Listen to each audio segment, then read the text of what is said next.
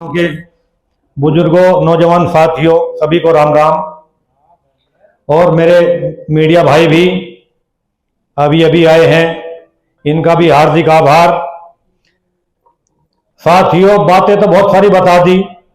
मुख्य मुद्दा 30 तारीख की पंचायत को सफल बनाने का है। मैं आपको अवगत कराना चाहूंगा कि हमारी जनपद जाट महासभा 25-30 साल से काम कर रही है, लेकिन उसका दायरा नगर में और शहर में ही था।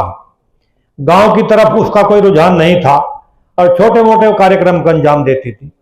पिछले 1 साल पहले श्री धर्मवीर बालियान जी ने जनपद जाट महासभा की कमान संभाली और बहुत ही मिन्नत के बाद संभाली। तैयार नहीं थे क्योंकि अपने व्यापार में, रोजगार में व्यस्त थे, लेकिन जब उन्होंने कमाल संभाली तो एक बात हमारे से की कि मैं इस जाट महासभा को बस्ते में डालकर नहीं टांगूंगा, मैं इसके लिए काम करूंगा और आपको भी मेरे साथ खड़ा होना पड़ेगा। साथियों, इन्होंने एक पहल शुरू की, चलो गांव की ओर। जनपद जाट महासभा को गांव गांव तक पहुंचाने का काम किया और जिसके चश्मदीद आप सब यहां लोग हैं। साथियों, हमारा जनपद जाट महासभा का मुख्य मुद्दा सामाजिक बुराइयों पर चर्चा करके उन बुराइयों को दूर करने का है।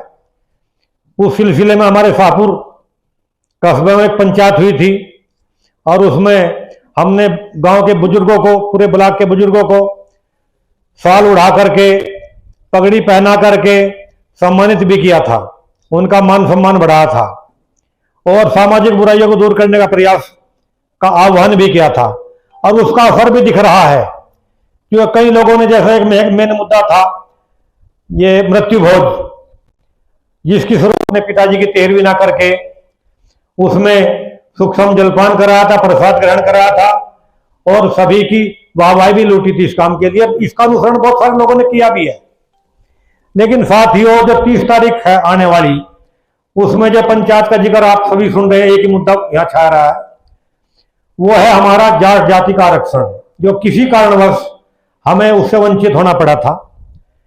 साथियों, 8-10 साल हो गए, तब से आरक्षण का कोई जिक्र नहीं। जब से सरकार जो है भाजपा सरकार हमारी सत्ता में आ गई, बिल्कुल जिक्र नहीं। लेकिन इस भाजपा सरकार ने, जो इसके मुख्य 2 आदमी बैठे हैं, अमित शाह जी और हमारे माननीय प्रधानमंत्री जी, इन लोगों ने चुनाव के टाइम पर 2014 में भी और 2019 में भी जाट समाज की एक पंचायत दिल्ली में बुलाई थी और अमित शाह जी ने एक वायदा किया था कि हम चुनाव जीतने के बाद में जाटों को आरक्षण देंगे। क्योंकि सच बात तो जाटों की तरफ से कोई आवाज ही नहीं उठी जिस पे जो है वे ध्यान देते। क्योंकि राजनेताएं वहां जब कुर्सी मिल जा है उस टाइम इन्हें सुनाई कम देना शुरू हो जाओ और चश्मा लग जा मोटे फ्रेम का। वही काम हमारी सरकार का भी रहा है। अब जरूरत है उन्हें जगाने की, वो वायदा याद दिलाने की बात है। और उसके लिए माननीय अध्यक्ष जी धर्मवीर बालियान जी ने एक विशाल पंचायत का आयोजन किया है सिसोली गांव में, और उसमें आपका साथ चाहिए हमें। अगर आपने सिरों की लड़ाई है और वहां भारी तादाद में अपने आप को इकट्ठा करके और इस बात को बल दिया, तो निश्चित तौर में एक बात कह सकता हूं कि आपको आरक्षण बहुत जल्दी मिलने को जा रहा है। क्योंकि यह कोई ऐसा अनजाना काम नहीं है, प्रदेश में ऑलरेडी आप आरक्षण ले रहे हैं और केंद्र में भी हमारा आरक्षण है। राजस्थान के 2 जिलों को छोड़कर पूरे राजस्थान राज्य का केंद्र सरकार की नौकरी में आरक्षण है। इसलिए आप पात्र हैं, तभी तो आरक्षण दिया गया। पात्र हैं, प्रदेश में आरक्षण दिया गया। साथियों, भाई धर्मवीर के हाथों को मजबूत कर लो। बिल्कुल राजनीतिक इच्छा कोई है नहीं, कोई इस तरह की बकवास करने लगा। अगर राजेंद्र धर्मवीर बालियान जो है कहीं एमएलए एमपी का टिकट लेने को जा रहा है, बिल्कुल नहीं होता। इन्होंने खुंटी पर टांग कर रखी राजनीति। अब तो इनकी इच्छा ही हो कि समाज को कुछ करके दे दिया जा तो बेहतर है।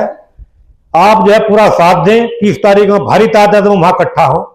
जब वहां 20-30 हजार लोग जुड़ेंगे, निश्चित तौर पर केंद्र सरकार दबाव में आवेगी और आपका दबाव पर तो सारी काम सारा हल होगा।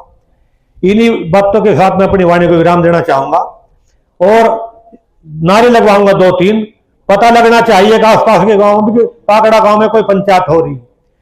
चौधरी चरण सिंह, मैं थोड़ा सा और तेज बोल लो, मजा से नहीं। चौधरी चरण सिंह, चौधरी चरण सिंह, बाबा महेंद्र सिंह टिकैत, बाबा महेंद्र सिंह टिकैत। धर्मवीर जी आप संघर्ष करो, धर्मवीर जी आप संघर्ष करो। जय हिंद, जय जाट।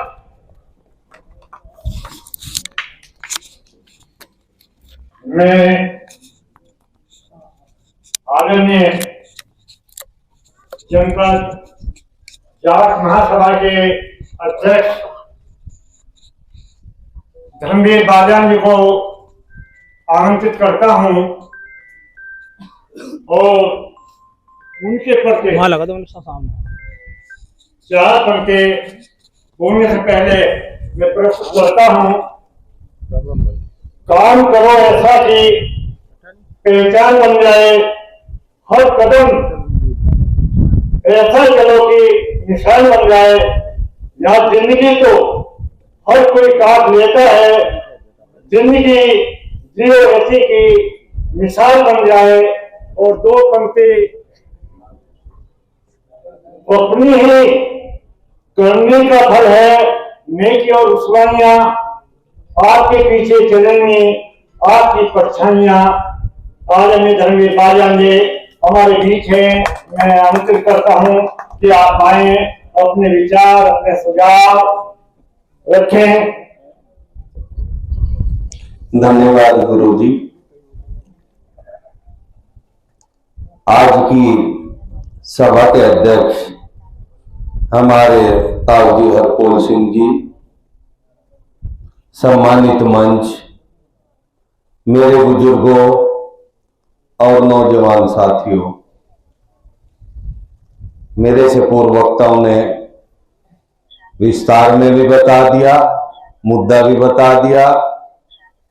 अब तो ये चर्चा का विषय है, थोड़ा सा हमें ये आश्वासन बता दो कितनी संख्या तो वहां यहां से निकल जाएगी, काकड़े से, ट्रैक्टर ट्रॉली से, या गाड़ी की व्यवस्था करनी, ये थोड़ा सा आइडिया दे दो।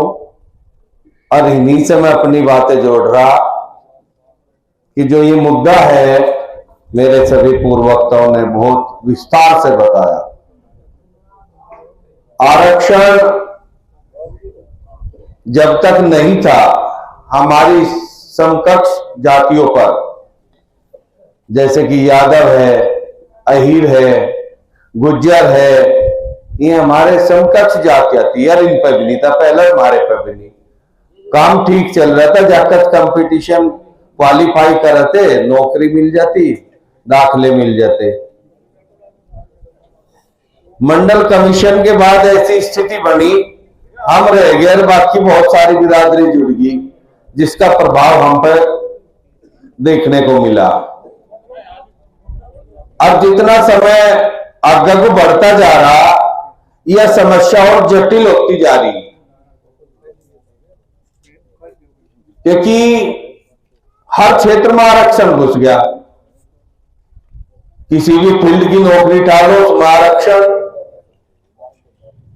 जुडिशरी में चले जाओ, मेडिकल में चले जाओ, मतलब शिक्षा का भी कोई क्षेत्र है, कंपटीशन है तो वहां भी आरक्षण है।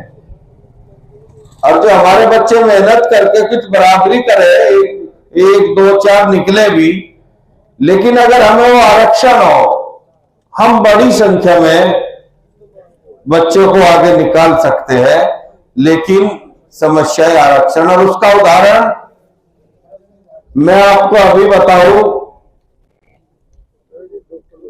पिछले साल हमारे दो बच्चे थे, मेडिकल क्षेत्र में गए, एक महामंत्री जी बैठे, उनकी भतीजी थी, और एक मेरी बेटी MBBS करके MD में एडमिशन होना था। उसके साथ में जो SC समाज से थी 352 नंबर थे, और हमारी के 558 थे। उसे वो कॉलेज नहीं मिला, 352 वाले को मिल गया। कोई इसने स्पेशल तो नहीं करे, उसका कम नंबर थे, कॉलेज उसका अच्छा मिला। केवल आरक्षण था। और उसे पीड़ा ये भी हुई कि मैं इससे ज्यादा पढ़ी लिखी, नंबर इससे अच्छे लाए, मेहनत ज्यादा करी, लेकिन मुझे वो कॉलेज फिर भी नहीं मिला जो उसको कम नंबर पे मिल गया।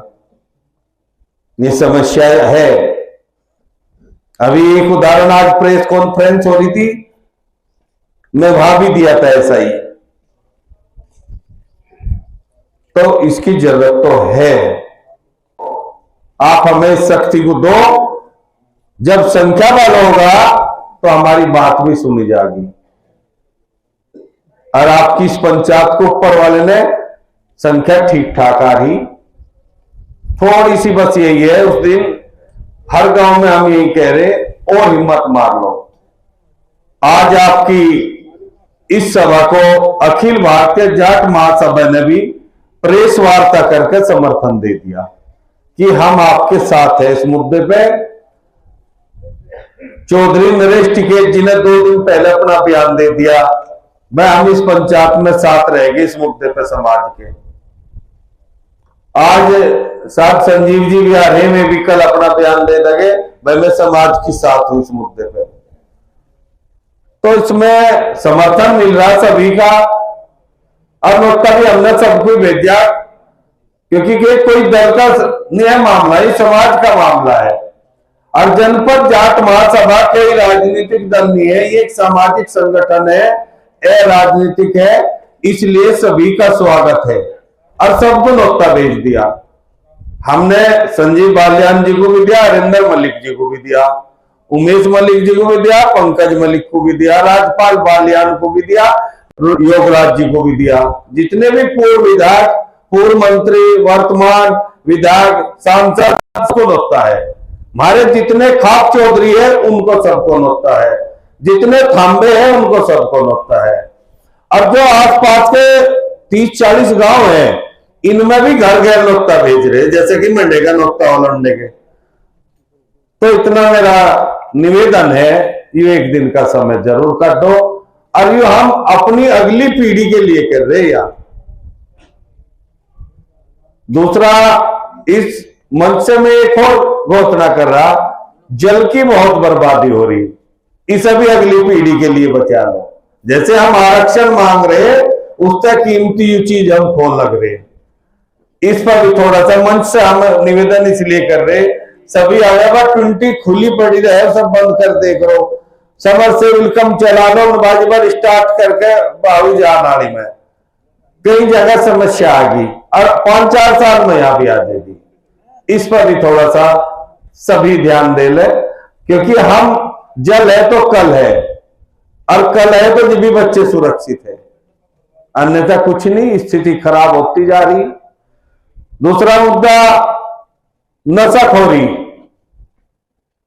पहले तो ये शिष्य वाला ही कर रहे थे, एक तो सूंघने का भी आ गया, कहीं ये गोली वाला भी आ गया, पता नहीं कितने डाले आ गए, और पता भी नहीं चलता। आप देह से आ रहे, बस सिर सा घुमाओ जा पे, क्या वो नहीं पता नहीं, ना सूंघ आती ना कुछ।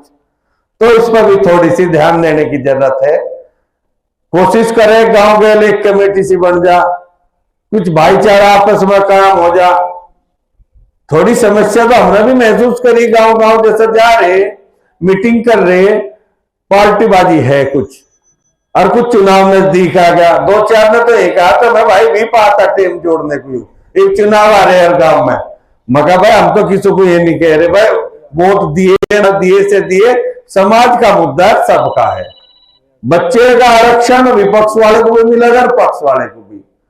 तो निवेदन हम तो यही करें, खैर लोग समझ रहे और जुड़ रहे, बस उस दिन आपसे भी यही निवेदन है, गांव में कोई घर ना बचे।